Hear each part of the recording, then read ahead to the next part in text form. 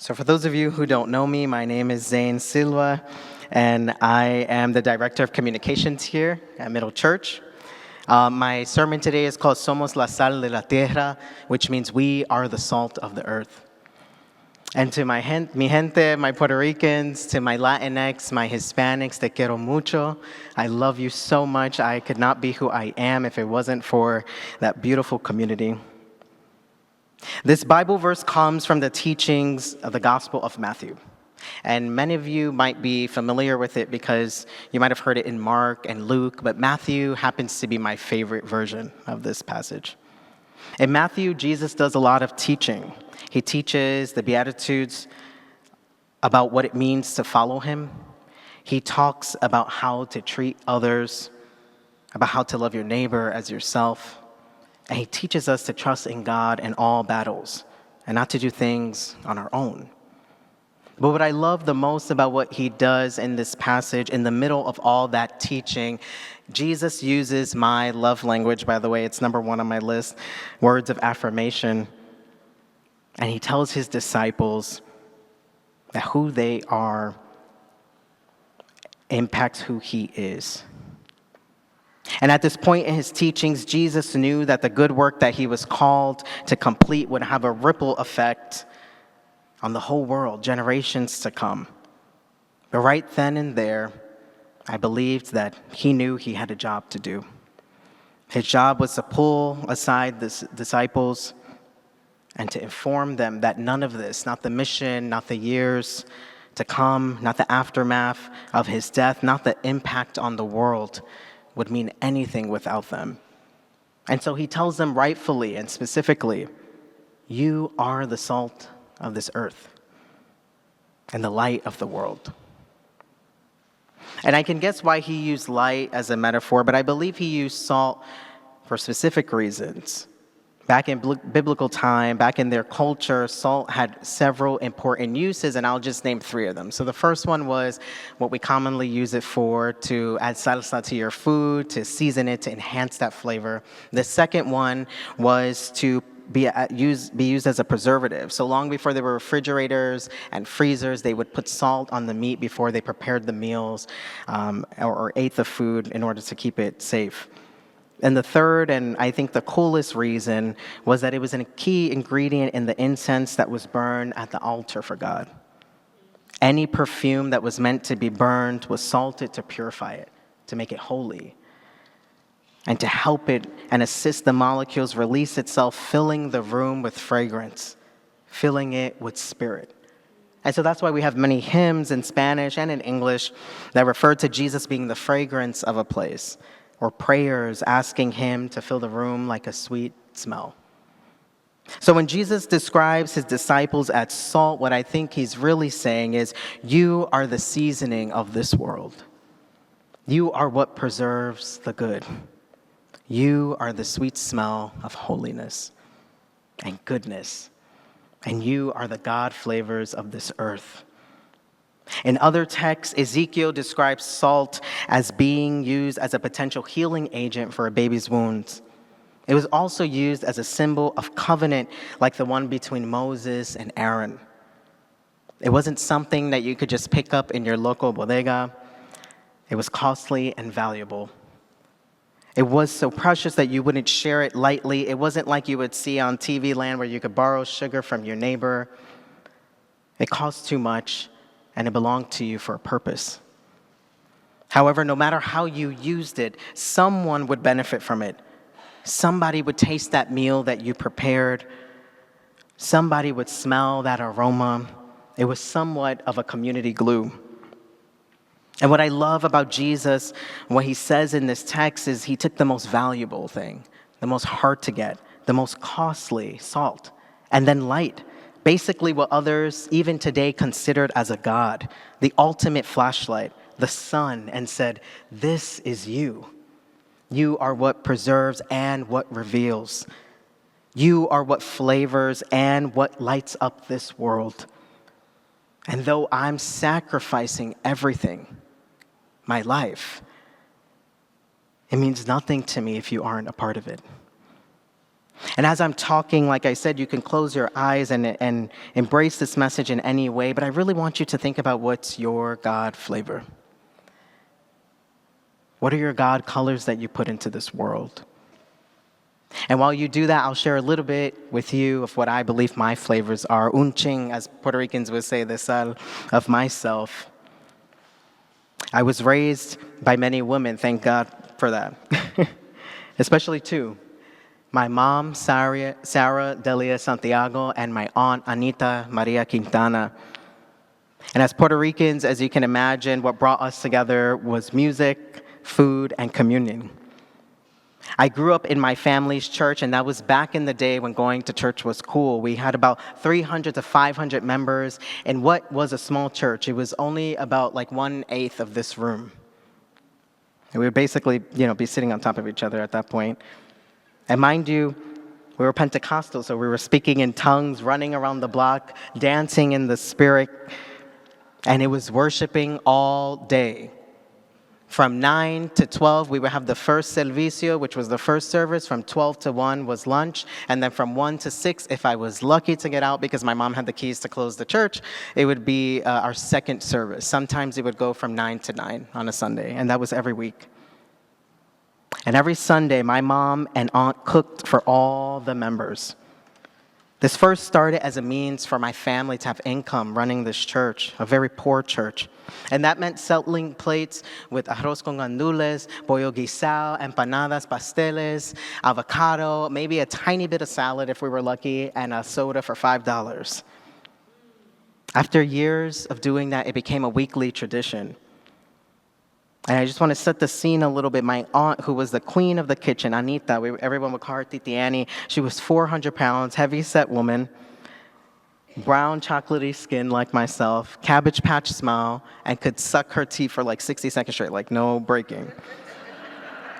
She was a woman with few health issues that made her less mobile than everyone else, but everyone knew when she sat in that metal folding chair, that church chair, over the stove, sweating profusely, that we would be doing the moving for her. My sisters, my cousins, everyone knew their role. My aunt in her blue bata, which is a dress in Spanish with pink little flowers and the white buttons on the top. She would get to church at 5 a.m. every Sunday to finish cooking by 12 p.m. She cooked for the church and did so much service that they moved her into the manse next door. We call it the aposento. They moved her there indefinitely until she passed. And you always knew when the preacher was going too long because you could smell the food filling up the sanctuary. The benefits of a small church, the vents, the smell would flow through it. And instantly the preacher knew that they had to stop speaking.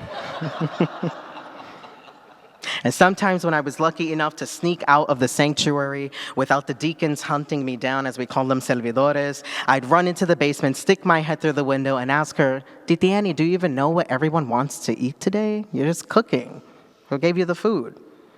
Or are you just guessing what they like? What if someone's vegan? And she'd say, shut up. Stop bothering me. I'm cooking.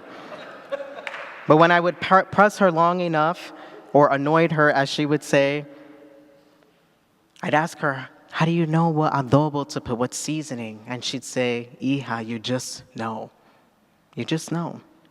And it baffled me every time because there was no cookbook, there were no measurements. She was 79 years old, there were no YouTube videos that she knew how to play. There was only God and generational flavor being passed through down into the bellies of everyone who was lucky enough to taste her food. And now my aunt, like I said, is with God. And so my mom carries that heavy torch of being the family's cook, the Titi Sarah of the church, as everyone calls her, which is a large responsibility because now she is the one who is in charge of the meal that everyone gets every Sunday after the service, keeping the tradition of meals between godly messages alive, ensuring that the taste is always remembered and shared with anyone who sits at a table. So when Jesus said to his disciples, like my aunt, he doesn't give them measurements of how to be in this world. He just tells them, there is something you have that no one else does, something that is good, a flavor that will preserve love, a flavor that can and will heal the people around you. And it only comes from you.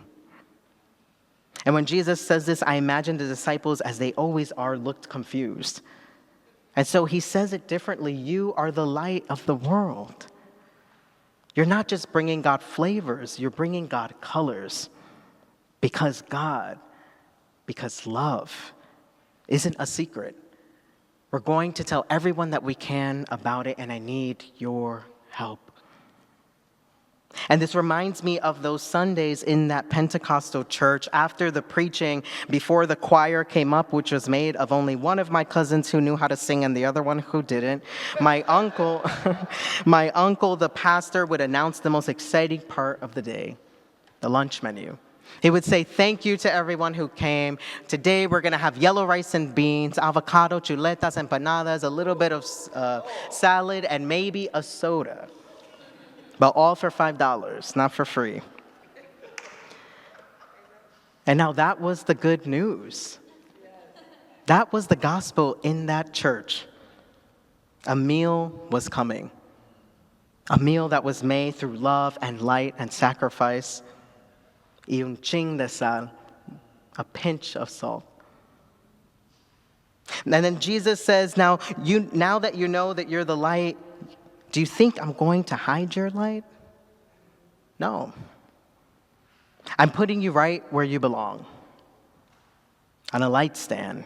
I'm putting you where everyone can see you. Again, I'm placing you on a path where others will bump into you. Those who are lost, those who have been told that they have no path, those who have been rejected and isolated, they will bump into you. And you, whose personality I can't get anywhere. You, whose times and talents illuminate this world. You will testify to them through your life and through every breath that you take what fierce love looks like. And I don't know if anyone's told you. And I'm talking to each of you individually, and I'm trying to look at all of you. This light is very blinding. I don't know if anyone's actually stopped you recently. But you are the salt of this earth. You are the light of the world. Your very existence spreads fierce love into every room that you step into, and not just the big rooms, the small rooms. And not just the rooms filled with people, but the rooms where you stand alone. You fill it with your grace and with your goodness and with your light. And none of this, not the tech team, not the lights, not Judson, not these rugs and banners that we designed for hours. Thank you, Reverend Natalie. None of this, all of this, the mission, the vision that we have for Middle Church, the love, it wouldn't mean anything without you, without hearing your voice, without seeing your comments online, without you taking the space that you deserve every Sunday.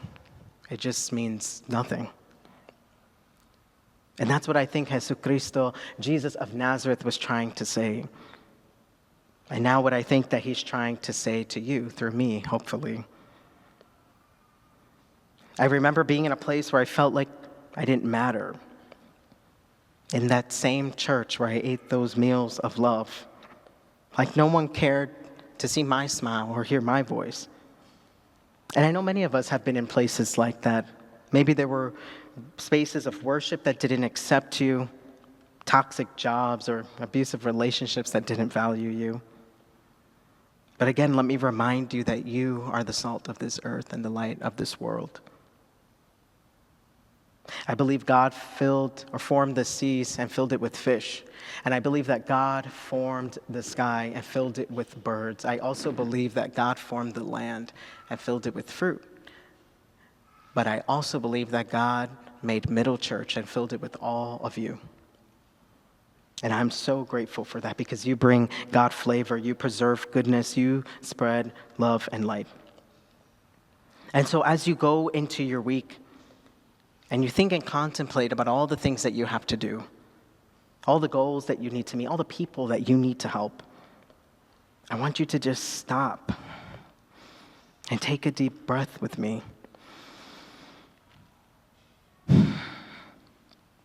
And instead of thinking about what you have to do or what you need to do, I want you to think about what you've already done.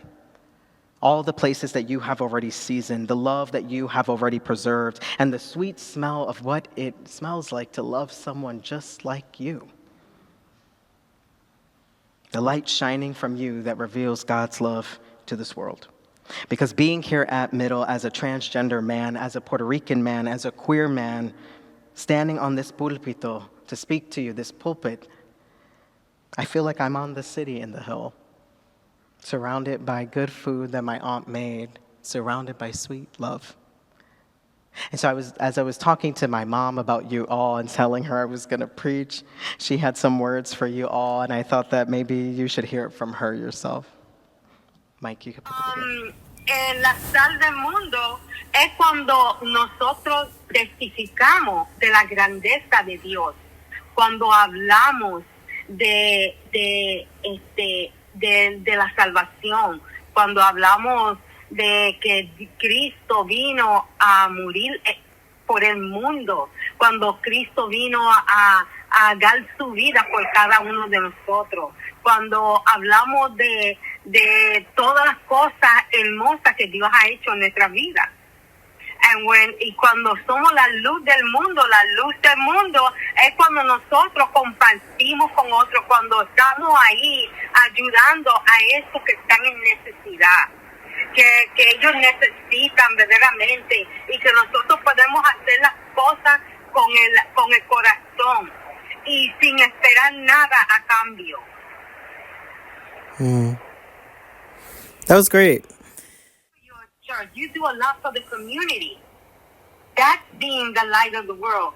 And that's why people come to that church, because that church that you go to, they are the light to the world because they do a lot for the community. They're always there, and they're not expecting anything in return. Yeah. Yeah. Right.